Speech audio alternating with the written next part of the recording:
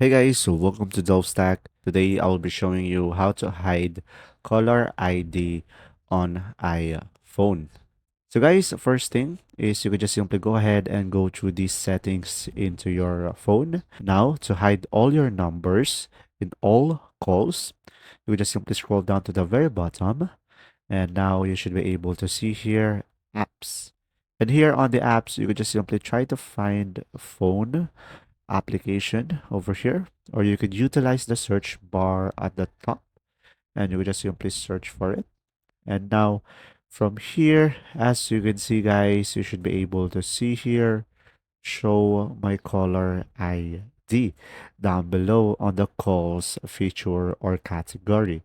Now here, tap on show my caller ID again, and pretty much you should be able to toggle on and off over here.